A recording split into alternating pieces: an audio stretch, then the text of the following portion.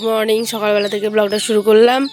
দেখো কি অবস্থা, গোটা রাত কালকে ঝড় বৃষ্টি হয়েছে, মানে আজকে রাত্রে দেখো প্রচণ্ড ঝড় বৃষ্টি, যার কারণে ওই যে একদম মেঘের অবস্থা দেখো কত খারাপ অবস্থা মেঘের, একদম জল হয়ে আছে আকাশটা। আর নিচে দেখো কত পাতা পড়ে আছে, জলে জল, পুরো মেঘের অবস্থা খারাপ। লালরাও কিন্তু বেরোয়নি। তো চলো ব্লগটা এখান থেকে শুরু করলাম, কী করি না করে সমস্ত কিছু শেয়ার করবো।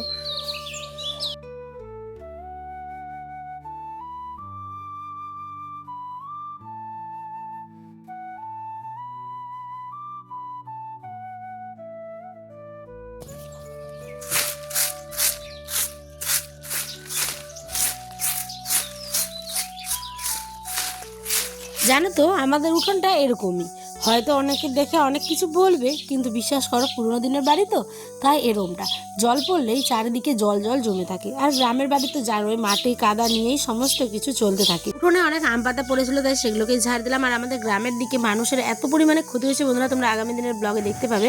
আজকেও একটুখানি তোমাদের সাথে পারলে শেয়ার করবো, না পারলে দেখো আমরা তো সরিষা মারছি, তোমরা আমার শর্ট ভিডিও দেখে বুঝে গেছো, তাই ব্যস্ত, না পারলে আগামী দিন শেয়ার করবো। কিন্তু বিশ্বাস করো অনেক মানুষের ক্ষতি হয়েছে, মানে পুরো ভুট্টা গাছগুলো একদম উল্টে পড়ে শেষ হয়ে গেছে, জানো তরি অনেকের ঝরে পড়ে গেছে। তো এর থেকে বড় ক্ষতি মানে ভাবা যায় না, ঠিক আছে। তো সেটা হচ্ছে ব্যাপার, কারণ প্রথম দিন মানে রাত্রেবেলা বৃষ্টির সাথে পাথর পড়েছিল, সেই কারণে তুড়িগুলো কিন্তু প্রত্যেকের মাঠে একদম মানে কী হলো ঝরে ঝরে শেষ হয়ে আছে। তো চলো রান্নাবাড়িও করে নিলাম তোমাদের সাথে গল্প করতে করতে। তারপরে স্নান টান সেরে চলে এসেছি কাপড় দিতে। রান্না করলাম দেখতেই পেলে ডাঁটা শাকের ঝোল, আলু সেদ্ধ, আর গতকালের একটু মাছ ছিল, তো সেটাই আর কি গরম করেছি।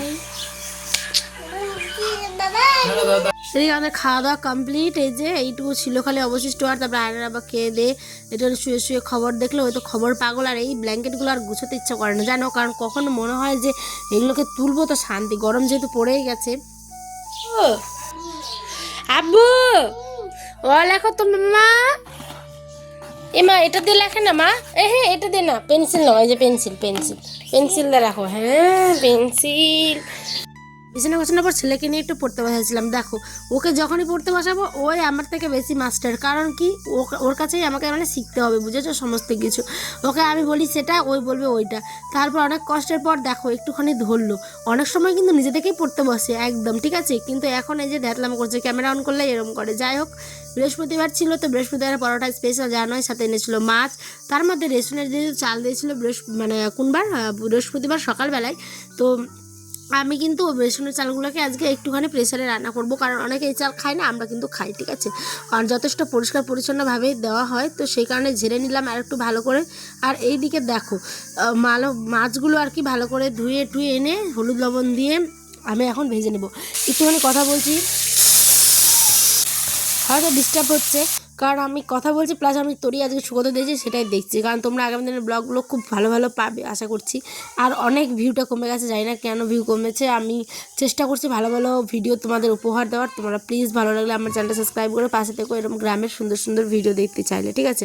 এদিকে জানোই ঘরোয়া মশলা হলুদ লবণ, তারপরে হচ্ছে সমস্ত কিছু মশলা বাটা আর কি দিয়ে মাছটা রান্না করে নিলাম। এদিকে কিছু স্যালাড আর একটুখানি বেগুনি ভেজেছিলাম, যদি ছোটো ছোটো বেগুনি মানে বেগুন এনেছিলো, তো ভাবলাম চলো একটুখানি বেগুনি কেননা হয়ে যাক। যথেষ্ট ভালো হয়েছিল বন্ধুরা, খেতে খুব টেস্টি হয়েছিল। যাই হোক আয়নের আব্বা আয়ান এখন খেয়ে নিল, এবার আমরাও খাবো ভাত। আমাদের রাতের ডিনারে তো স্যালাড, সাথে কিন্তু এই সমস্ত মাছ ভাত। তোমরা কি খেলে অবশ্যই কমেন্টে জানি, ভালো লাগলে লাইক শেয়ার কমেন্ট করো। টাটা, আল্লাহ হাফেজ।